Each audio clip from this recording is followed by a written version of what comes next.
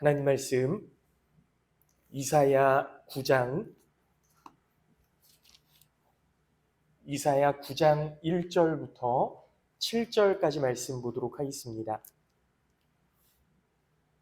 이사야 9장 1절부터 7절까지 말씀, 구약성경 978쪽입니다.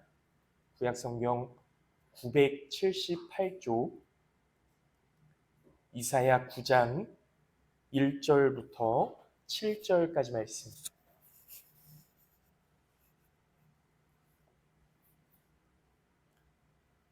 이사야 9장 1절부터 7절까지 말씀. 우리 신년 첫 주일이니까요. 한 절씩 교독해서 읽도록 하겠습니다. 전에 고통받던 자들에게는 흑암이 없으리로다. 옛적에는 여호와께서 수블론 땅과 납달리 땅이 멸시를 당하게 하셨더니 후에는 해변길과 요단 저쪽 이방의 갈릴리를 영화롭게 하셨느니라.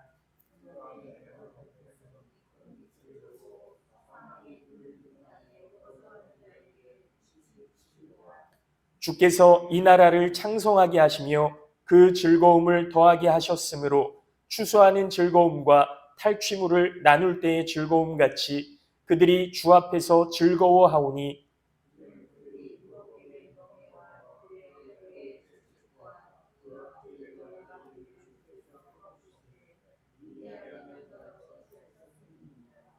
어지러이 싸우는 군인들의 신과 피 묻은 겉옷이 불에 섭같이 살라지리니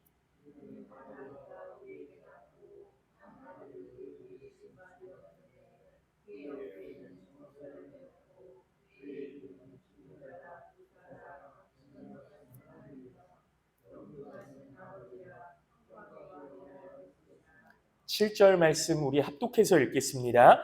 그 정사와 평강의 더함이 무궁하며 또 다윗의 왕좌와 그의 나라에 군림하여 그 나라를 굳게 세우고 지금 이후로 영원히 정의와 공의로 그것을 보존하실 것이라. 만군의 여호와의 열심히 이를 이루시리라. 아멘. 할렐루야. 네, 2024년 하나님의 은혜와 사랑이 우리 모든 성도님들께 함께 하시기를 예수님의 이름으로 축복합니다. 네, 2024년 전부 다 건강하시고 기도하시는 모든 일들 다 형통하게 이루어지실 수 있기를 기도하겠습니다. 소설가 마르셀 프루스트라고 하시는 분이 있는데요. 이분이 이런 말씀을 하셨더라고요.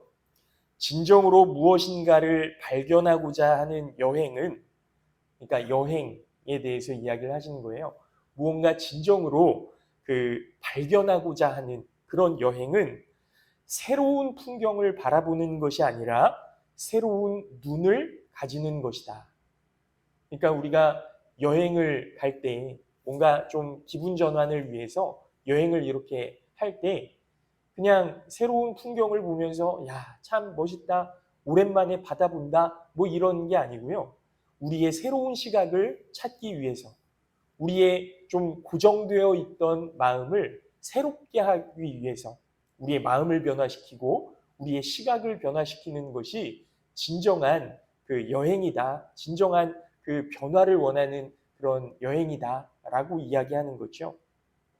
지난주에 이 글귀를 보면서 참 많이 공감하게 되었습니다. 우리가 새해를 맞이할 때요, 뭐 산에 올라가기도 하고요. 뭐 많은 분들이 그 동해로 이렇게 가셨더라고요. 그래서 서울에서 동해까지 한 2시간이면 가는 거리를 막 6시간, 8시간씩 움직여서, 예. 근데 뭐 1월 1일에 뜨는 해가 뭐 새로운 해입니까? 사실은 해는 똑같은 거거든요. 뭐 어제 뜨는 해나 뭐 내일 뜨는 해나 사실은 그냥 태양이잖아요. 지구가 도는 거잖아요. 근데 그 새로운 해를 보기 위해서 2024년에 처음 뜨는 해를 보기 위해서 사람들이 그렇게 막 달려가는 거예요. 이게 달라지는 건 없어요. 그냥 달력 한 장 넘어가는 거고요. 지구는 똑같이 돌아가고 있는 거고요. 새해가 되었다고 새롭게 되는 것이 아니고 그 뜨는 해를 본다고 내가 새롭게 되는 것이 아니고 새로운 눈으로 우리의 삶을 그리고 새로운 눈으로 우리의 교회와 사역을 바라보고 그리고 점검하는 것이 중요하다는 거죠. 중요한 건 뭐예요? 우리의 마음이 중요하다는 겁니다.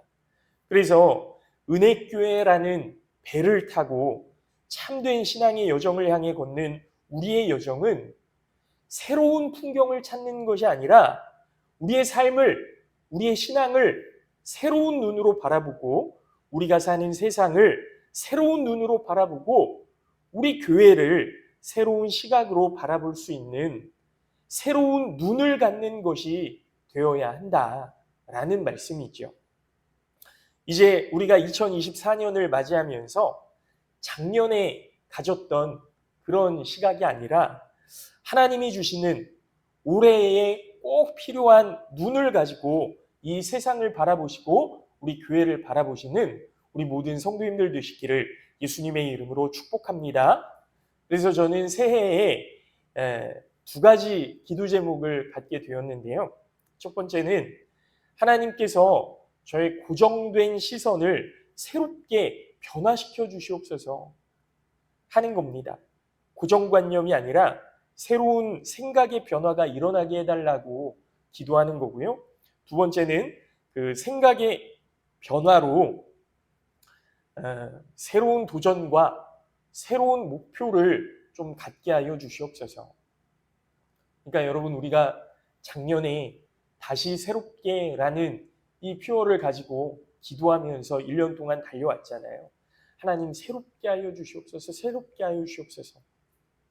그런데 그냥 단순히 새로워지기만 해서는 안 되고 좀 더 새로운 목표와 새로운 도전 이런 것이 있어야 한다라는 생각이 들었어요. 그래서 이 새로운 도전과 목표를 가질 수 있도록 도와주시옵소서 그렇게 기도하게 되었습니다. 근데 이 기도는 저만 가져서 되는 것이 아니고요. 개인적인 목표와 도전도 필요하겠지만 우리 은혜교회 공동체에 허락하실 목표와 도전이 있어야 한다는 거죠. 그런데 문제는 이 새로운 시각을 가지고 새로운 목표와 새로운 도전을 향해서 나아갈 때 분명한 기준이 있어야 되는 겁니다. 새롭게 되어야 하는데 그 새로움에 변하지 않는 그 기준이 있어야 된다는 거예요. 그러니까 우리가 사막을 건너갈 때 여러분 그 사막을 건너갈 때 이 사막을 건너가려면 이런 방법도 있고 저런 방법도 있는데 그냥 무조건 방법과 새로운 도전만 있다고 그 사막을 건너갈 수 있는 건 아니지 않습니까? 방향이 분명해야 그 사막을 건너갈 수 있는 거거든요. 방향이 잘못되면 사막을 뺑뺑 돌 수밖에 없는 거예요. 건너가지 못합니다. 그러니까 분명히 변하지 않는 나침반이라는 분명한 기준이 있어야 되는데 이 기준이 무엇이어야 할까? 바로 예수 그리스도여야 한다라는 거죠. 그래서 떠오른 말씀이 빌립보서 3장 14절 말씀인데요. 표대를 향하여 그리스도 예수 안에서 하나님이 위에서 부르신 부름의 상을 위하여 달려가노라. 여러분, 이 표대를 향하여 2024년 아직 현수막이 달리지는 않았지만 이제 다음 주면 바뀔 거라고 생각을 합니다. 표대를 향하여. 이제 다시 새롭게가 아니라 표대를 향하여 예수 그리스도의 부르신 그 부름의 상을 향하여 우리가 달려가야 하는 거죠. 이제 새해를 맞이하는 첫 주일에 우리 교회와 모든 성도님들께 이 뚜렷한 표대, 목표가 있으시기를 바라고 그 목표를 향해 달려가는 도전의 과정에서 예수 그리스도를 의지하고 예수님께서 이루어 주시는 목표와 인도하심에 감사하며 살아가시기를 바랍니다. 이런 관점에서 오늘 본문 말씀을 보면요. 제가 이 본문 말씀을 통해서 설교할 때는 거의 그 성탄절, 대강절 이때쯤에 이런 말씀을 많이 나눴었고요. 때로는 여호와의 열심히 이를 이루시리라 이런 주제를 가지고 하나님께서 우리를 위해서 열심을 내고 계신다. 뭐 이런 말씀을 많이 나눴었거든요. 근데 이제 새로운 관점을 가지고 말씀을 보려고 노력하다 보니까 오늘 본문 말씀은 이스라엘을 회복시키겠다라는 하나님의 약속입니다. 이스라엘을 회복시키겠다. 여러분, 하나님께서 2024년에 우리 은혜교회를 회복시켜 주실 줄로 믿습니다. 여러분 아멘 하시기 바랍니다. 네. 그 1절 말씀을 보면요. 전에 고통받던 자들에게는 흑암이 없으리로다. 이렇게 말씀하고 있어요. 전에 고통받던 자들에게는 흑암이 없으리로다. 여러분, 전에 고통받던 자들은 누구냐 하면 바로 앞에 나오는 이사야 8장 22절에 나오는 말씀. 여러분 8장 22절 제가 21절부터 제가 한번 읽어드릴게요. 이 땅으로 헤매며 곤고하며 굶주릴 것이라. 그가 굶주릴 때에 격분하여 자기의 왕과 자기의 하나님을 저주할 것이며 위를 쳐다보거나 땅을 굽어보아도 환난과 흑암과 고통의 흑암뿐이리니 그들이 심한 흑암 가운데로 쫓겨 들어가리라. 그랬습니다. 여러분, 이 흑암에 놓여져 있던 사람들, 위를 쳐다봐도 땅을 굽어보아도 환난과 흑암과 고통의 흑암뿐이다라는 거예요. 이 흑암으로 쫓겨간 사람들. 여러분, 이 내용이 역사적으로 보면 그 북이스라엘이 있잖아요. 북이스라엘과 남유다로 이스라엘이 나뉘어지지 않았습니까? 근데 이 북이스라엘이 아람 군대랑 연합해서 남유다를 침공해 들어오려고 하는 거예요. 근데 이 남유다가요, 어떻게 해야 됩니까? 아람과 북이스라엘 군대를 남유다가 이길 수 없어요. 왜냐하면 북이스라엘은 10지파의 연합이고 남유다는 그 유다 지파와 베냐민 지파 2지파거든요. 므낫세 반지파까지 2지파 반. 위에는 9지파 반. 그러니까 인원으로 이길 수가 없어요. 근데 아람이라는 큰 군대와 연합해서 남유다를 침공하려고 하니까 이 남유다가 어떻게 이깁니까?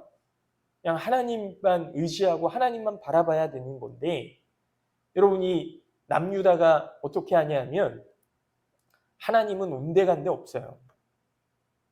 아수르가 우리를 지켜주겠지. 그리고 아수르만 쳐다보고 있는 거예요.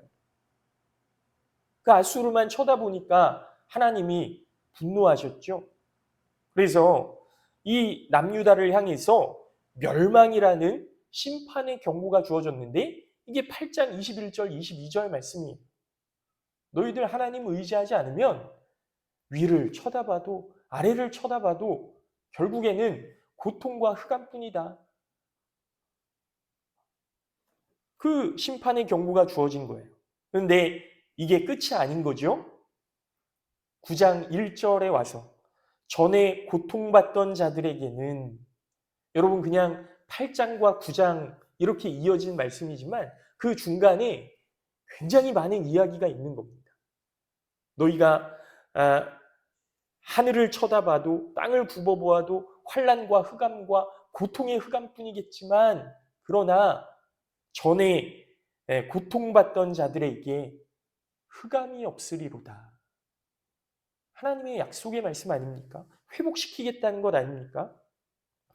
옛적에는 여호와께서 수불론 땅과 납달리 땅이 멸시를 당하게 하셨더니 후에는 해변길과 요단 저쪽 이방의 갈릴리를 영화롭게 하셨느니라. 하나님께서 그 땅을 이제는 그 수치를 모면하게 하시고 회복시키셔서 이제는 그 땅을 영화롭게 하신다. 그러니까 하나님의 징계로 이스라엘 땅이 큰 고통에 빠질 것인데 하나님의 은혜로 다시 회복될 것이다. 이렇게 말씀해 주시는 거예요. 이게 1절의 내용입니다. 그리고 4절 말씀으로 가서 이는 그들이 무겁게 맨 멍에와 그들의 어깨의 채찍과 그 압제자의 막대기를 주께서 꺾으시되 이제는 그 이스라엘을 괴롭히던 그들의 채찍과 막대기와 그 회초리를 다 꺾으시겠다는 거예요. 그리고 미디안의 날과 같이 하셨습니다. 미디안 그 다 멸망하게 되잖아요. 그러니까 그 이스라엘을 괴롭히던 그 아람과 그리고 아수르 이 땅을 미디안처럼 멸망시켜 버리시겠다. 하나님께서 그렇게 말씀하시는 겁니다. 하나님께서 그 고통에 빠졌던 이스라엘을 다시 승리의 기쁨으로 회복시켜 주실 것이다. 그런데 이 놀라운 승리를 어떻게 이루시겠다라는 거, 이게 이제 그 뒤에 나오는 거잖아요. 바로 여러분 따라서 하실까요? 한 아기를 통하여, 한 아기를 통하여 이루시겠다는 거예요. 바로 예수 그리스도를 통해서 이루시겠다라는 겁니다. 여러분 오늘 말씀의 제목이 뭐예요? 한 아들을 우리에게 주신 바 되었는데. 여러분 한 아들을 우리에게 주셨습니다. 예수 그리스도를 통해서 이 흑암과 고통과 그 심한 흑암의 그 역사를 이기도록 하시겠다는 거예요. 예수 그리스도를 통해서. 여러분 우리가 사람들을 만나서 이런저런 이야기를 나누다 보면요. 사람들마다 각각의 문제들을 다 가지고 있어요. 이 가정이 가지고 있는 어려움이 있고 저 가정이 가지고 있는 어려움이 있고 그런데요. 한 가정 안에서도 아버지가 가진 어려움, 엄마가 가진 어려움, 자녀들이 고민하는 그런 어려움, 그 한 사람 한 사람마다 가진 어려움과 그런 문제가 다 다릅니다. 100명을 만나면 100개의 문제가 있는 거예요. 그리고 이 문제를 해결하는 방식이 다 다르죠. 100개의 답이 있는 거예요. 하지만 이 자리에 모인 우리는 공통점이 하나 있는데요. 바로 우리의 문제를 해결하는 데 있어서 가장 중요한 원칙이 있다는 겁니다. 이 문제를 해결하기 위한 원칙이 뭐예요? 바로 예수 그리스도를 통하여, 그 아들을 통하여. 이게 우리가 가지고 있는 문제 해결의 원칙이에요. 우리에게 주어진 문제도 다르고 해결 방식도 다르지만 예수님을 통해 해결하고자 하는 것, 그게 바로 우리의 신앙이고 삶의 지침이어야 할 줄로 믿습니다. 하나님께서 주신 해결책은 바로 예수 그리스도라는 거죠. 그러면 우리가 예수 그리스도를 통해 삶의 문제들을 해결해 나가기 위해서 어떤 목표와 어떤 삶의 지침을 가져야 할까? 한 3가지를 말씀드리려고 하는데요. 첫째는 우리의 소망 되신 예수 그리스도를 기억하고 묵상하자는 겁니다. 예수 그리스도를 기억하고 묵상하자. 여러분, 예수님께서 십자가를 지시기 전에 제자들과 그 다락방 하나를 빌려서 함께 식사를 하잖아요. 그러면서 우리가 너무나 잘 아시는 말씀, 이것을 먹을 때마다 나를 기념하여라. 이것을 마실 때마다 나를 기념하여라. 여러분, 나를 기념하여라 이렇게 말씀하시는 그 내용이 뭡니까? 예수님을 기억하라는 거잖아요. 먹을 때마다, 마실 때마다 제자들아, 나를 기억해야 된다. 이 말씀은 예수님을 기억하라는 것. 여러분, 올해는요, 우리 모든 성도님들이 예수님을 늘 기억하고 예수님을 묵상하는 귀한 은혜가 있었으면 좋겠습니다. 지금 생각하기로는 성경 필사 노트를 좀 구입을 해서 여러분 집에서 주무시기 전에 이렇게 하루에 한 3절씩 이렇게 한번 써보셨으면 좋겠어요. 교회에서 이제 그 단체 주문을 해서 좀 구입을 해서 한 권씩 이렇게 나눠드리려고 하는데요. 나중에 뭐 추수감사주일쯤 돼서는 그 필사 완료하신 분께 뭐 성경 한 권이 아니고 뭐 요한복음, 마태복음 아니면 뭐 잠언 뭐 이런 식으로 그렇게 한 권씩 이렇게 해서 좀 필사하시고 추수감사주일쯤 해서는 이렇게 전시도 하고 나 올해 이렇게 또 신앙생활 했습니다. 하나님 말씀 묵상했습니다 하면서 좀 전시도 하고 시상도 하고 뭐 이런 바람이 있습니다. 올해 우리 은혜교회가 31주년을 맞이하는 해인데요. 이제 새롭게 사역을 발굴하고 시작해야 되는 그런 중요한 시점 아니겠습니까? 사실 우리에게 교회를 향한 많은 염려와 걱정들이 있잖아요. 우리 교회 어떻게 부흥할 수 있을까? 전도가 될까? 좀 그런 염려와 걱정들이 있는데 그런 점에서도 우리에게 2024년은 굉장히 중요한 한 해가 될 거라고 생각을 합니다. 우리가 걱정하는 모든 것들이 좀 해결되고 성령님의 온전한 인도하심을 경험하는 그런 한 해가 되었으면 좋겠어요.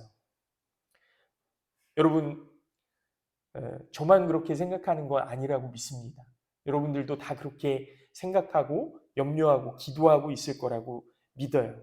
그러면 예수님을 집중하여 묵상하시기 바랍니다. 믿음의 주요 또 온전케 하시는 이인 예수를 바라보자. 여러분, 이게 우리의 목표가 되어야 하지 않겠습니까? 문제 해결의 시작이 되지 않겠습니까? 바라기는 우리 모든 성도님들이 우리의 표대가 되시고 우리의 변하지 않는 목표가 되시는 예수 그리스도를 바라보시고 예수 그리스도를 의지하시고 예수 그리스도를 묵상하심으로 우리의 모든 문제가 해결되는 은혜를 경험하시는 2024년 한 해가 되시기를 예수님의 이름으로 축복합니다. 이제 우리를 애워쌌던 모든 흑암이 물러가는 2024년이 될 줄로 믿습니다. 둘째는 우리의 삶이 예수 그리스도의 영향력 아래에 놓여져야 된다는 거예요. 예수 그리스도의 영향력 아래에 놓여지자. 이게 우리의 목표입니다. 본문 6절 말씀을 세번역 성경으로 제가 읽어드릴게요. 한 아기가 우리를 위해 태어났다. 우리가 한 아들을 모셨다. 그는 우리의 통치자가 될 것이다. 여러분, 이게 세번역 성경이에요. 예수님이 우리의 무엇이 되신다고요? 통치자. 여러분, 예수님은 힘이 없는 한 아기로 우리에게 오셨지만 우리의 통치자가 되신다는 겁니다. 힘없이 십자가에 못 박혀 죽으셨지만 우리의 통치자가 되신다는 거예요. 여러분, 우리가 예수님을 기억한다는 것은 예수님이 우리의 주인이라는 것을 인정하는 거예요. 예수님을 기억한다는 것은 여러분, 저 어렸을 때도 집에 예수님 그림이 이렇게 있었거든요. 예수님 얼굴 그림. 많이들 있으실 거라고 생각을 하는데 그 얼굴을 보면서 예수님 이게 예수님 기억하는 게 아니에요. 그렇죠? 서양 남자잖아요. 그냥 잘생긴 남자 얼굴 아닙니까? 근데 그게 진짜 예수님이 아니고 우리가 정말로 예수님을 기념하고 기억하는 것은 예수 그리스도의 십자가의 의미를 되새기는 것이고 예수님을 만나고 난 다음에 내 인생이 어떻게 변화되었는가? 예수님이 내 인생에 어떤 그 변화를 주셨는가? 이걸 기억하는 게 예수님을 기억하는 거거든요. 예수님을 기념하는 거예요. 어제 뉴스를 보는데요. 요즘 핫플레이스라고 하죠. 그 예산시장이 나오더라고요. 예산시장 누가 그렇게 그 사람들 많이 오도록 만들었습니까? 백종원 씨가 그렇게 만들었잖아요. 그냥 막 죽어가는 시장이었는데 그 상권 살리려고 백종원 씨가 이제 자기 고향이니까 내려가서 좀 이런 것들을 했으면 좋겠다. 그래서 시에서 도움도 받고 그리고 자기도 그 자부담을 해서 막 이렇게 상권을 살려서 지금은 하루에 몇만 명씩 다녀가는 그런 관광지가 되었잖아요. 근데 뉴스에서 재밌는 이야기를 하더라고요. 어떤 사람들이 나와서 예산시장에 들어온 상인들이 대부분 창업을 처음 해보는 사람들이라는 거예요. 장사를 처음 해보는 사람들이래요. 근데 장사를 처음 해보는 사람들이 어떻게 막 훌륭한 그 제품을 만들어서 막 하루에 막 그 애플파이 1000개를 만들면요. 1시간 반에서 2시간이면 재료가 소진돼서 못 판다는 거예요. 국수를 하루에 800그릇씩 판대요. 네. 그러니까 막 어마어마한 거죠. 그러니까 가게 관리도 처음 해보는 사람들이 있고, 그런 제품도 처음 만들어 보는 사람들이 있고. 이게 그런데 어떻게 그렇게 성공할 수 있었냐? 처음에 가르쳐 준 대로 그 방법을 계속 고수해 나가는 거예요. 처음에 배웠던 그 방법을 계속 고수해 나가는 거예요. 처음에 가족들끼리 이렇게 했는데 새벽 2시, 3시가 돼도 안 끝나더라는 거예요. 가르쳐준 대로 막 이렇게 FM대로 하려고 하다 보니까 새벽 2시, 3시까지 일을 하게 됐는데 지금은 이제 좀 익숙해져서 밤 11시쯤에 끝난대요. 보통 일입니까? 그게 보통 일이 아니잖아요.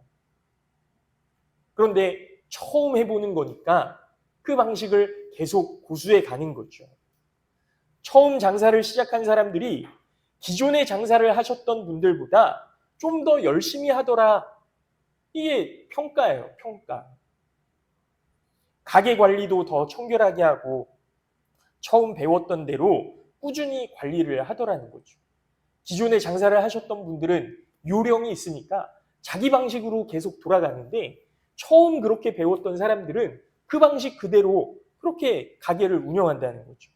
그래서 이분들이 전문가들이 나와서 하시는 얘기가 뭐냐면 앞으로 이 매장 관리를 얼마나 이 처음 배웠던 대로 이어갈 것인가, 체력 싸움이 관건이 될 것이다.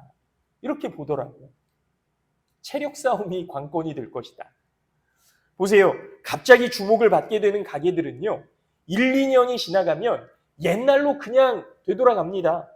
어떤 사람은 연예인 사진만 이렇게 붙여놓고 유명세를 이어가려고 하고요.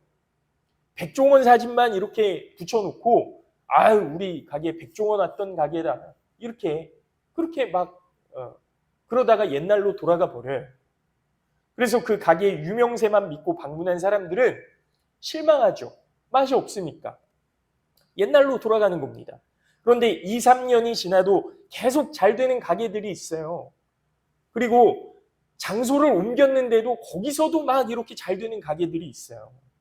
이 사람들은 계속 그 백종원 씨랑 관계를 맺어가면서 그분의 영향을 받는 겁니다.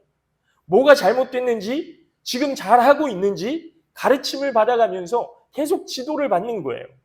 이런 점에서 우리 교회를 다시 한번 생각해 보십시오. 우리 교회가 처음에는 사람들도 많았고 괜찮았거든요. 막 60명이 넘게 모였으니까 괜찮은 교회잖아요. 그런데 점점 사람들이 찾지 않는 곳이 되었죠. 여러분 진단을 하는 겁니다. 이제 해결책을 찾는 시점인데 오늘 말씀을 적용해 보면 예수 그리스도를 통하여 변하지 않는 표대를 향하여 한 아들을 하나님께서 우리에게 주신 바 되었는데 이게 말씀이 주시는 해결책 아닙니까? 예수 그리스도가 우리 교회에 있어야 되는 거예요. 예수 그리스도를 우리가 계속 묵상하고 그 예수 그리스도의 영향력 아래에 우리가 있어야 되는 겁니다. 예수님께 계속 지도를 받아야 되는 거예요. 여러분 지금 우리가 할 수 있는 봉사, 우리가 할 수 있는 전도의 방법, 뭐 재정적인 부분도 있고 인력적인 부분도 있고 할 수 있는 것 없죠. 여러분 우리가 할 수 있는 게 없다고 하는 건 무슨 이야기라고 했어요? 지난주에 제가 기도해야 된다는 겁니다. 지금 우리가 할 수 있는 것 기도해야 된다는 거예요. 우리가 지금 예수님의 영향력 아래에 있는지 예수 그리스도의 십자가를 기억하고 있는지 깊이 생각하고 묵상해야 된다라는 겁니다. 사랑하는 성도 여러분, 우리 은혜교회는 박도신 목사나 우리 성도님들의 교회 운영으로 헤쳐나갈 수 없습니다. 오직 전적인 예수 그리스도의 지혜와 능력으로 이루어져야 은혜교회가 부흥하게 될 줄로 믿습니다. 그분의 통치와 영향력 아래에 놓여져야만 그 능력을 인정해야만 팔이 날리던 가게가 이 시대에 구원의 방주로 세워지게 될 줄로 믿습니다. 바라기는 우리 모든 성도님들이 예수님의 사진만 붙여놓고 예수님 예수님 하고 그런 유명세를 바라는 식당과 같은 신앙인이 아니라 실제로 예수님의 지도와 영향력 아래에 놓여져서 참된 믿음의 사람들로 세워지는 하나님의 일을 감당할 수 있는 귀한 교회가 될 수 있기를 예수님의 이름으로 축복합니다. 마지막으로 우리가 신앙의 목표로 삼아야 하는 것은 예수 그리스도를 닮아가는 거예요. 예수님을 닮아가는 거예요. 여러분, 얼마 전에 그 수련 목회자로 사역을 하고 있는 어떤 전도사님, 저랑 친한 전도사님이에요. 제가 예전에 가르쳤었고, 그 전도사님한테 전화가 왔는데, 목사님 한번 찾아뵙고 싶습니다. 이런 거예요. 저를 한번 찾아오겠대요. 그래서 그 전에 통화할 때는 힘들어갖고, 막 목소리도 죽어가고, 몸도 아프고, 힘들어 죽겠다고, 막 이렇게 이야기를 하는데, 막 밝아져서 목사님 한번 찾아뵙고 싶습니다. 이렇게 얘기하니까, 너무 기분이 좋아서, 그래, 한번 와라. 꼭 와라. 지난주에 찾아왔어요. 그 딸기를 2박스를 사가지고 왔는데, 그 전도사님이 예전에 그런 이야기를 하더라고요. 목사님, 설교를 하다 보니까 자꾸 목사님을 닮아가는 것 같아요. 이렇게 얘기를 해요. 저한테 배웠으니까. 자꾸 목사님을 닮아가는 것 같더래요. 의도한 적은 없는데 저절로 닮아가더라는 겁니다. 여러분, 근데 뭐 한 2년 동안 제 설교 들어보셨지만 제가 설교를 썩 잘하는 건 아니거든요. 그런데 저를 닮아간다고 하니까 부끄럽기도 하지만 어땠을까요? 기분이 너무 좋은 거예요. 기분이 좋은 거예요. 사실 집에서 여러분 저희 딸들이 야 너넨 아빠 닮았다 이러면 되게 기분 나빠하거든요. 얘네 되게 웃겨요. 너네 아빠 닮았다 그러면 기분 나빠요. 엄마 닮았다 그러면 좋아해요. 근데 장성에서 목회를 하고 있는 전도사님이 저 자꾸 목사님 닮아가는 것 같아요. 그러니까 얼마나 기분이 좋겠습니까? 여러분, 우리가 진짜 예수 그리스도를 사랑하고 예수 그리스도의 영향력 아래에 놓이길 원한다면 예수님을 닮아갈 수밖에 없는 거예요.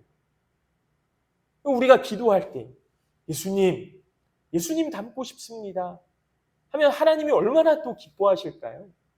하나님이 얼마나 좋아하실까요? 예수님을 닮아간다는 것은 우리가 성숙해가는 것이고 십자가를 질 수 있는 사람이 된다는 뜻이거든요.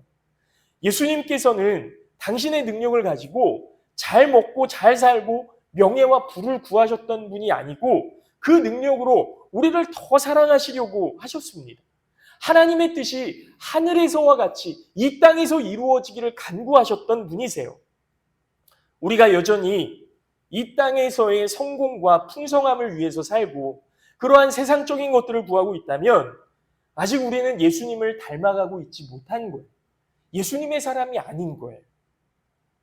바라기는 우리 모든 성도님들이 이제는 성숙함으로 예수님을 닮아가고자 노력하는, 그래서 예수님을 묵상하고 예수님의 영향력 아래에 놓여지기를 원하고 그래서 예수님을 닮아가는 참된 신앙인으로 세워질 수 있기를 예수님의 이름으로 축복합니다.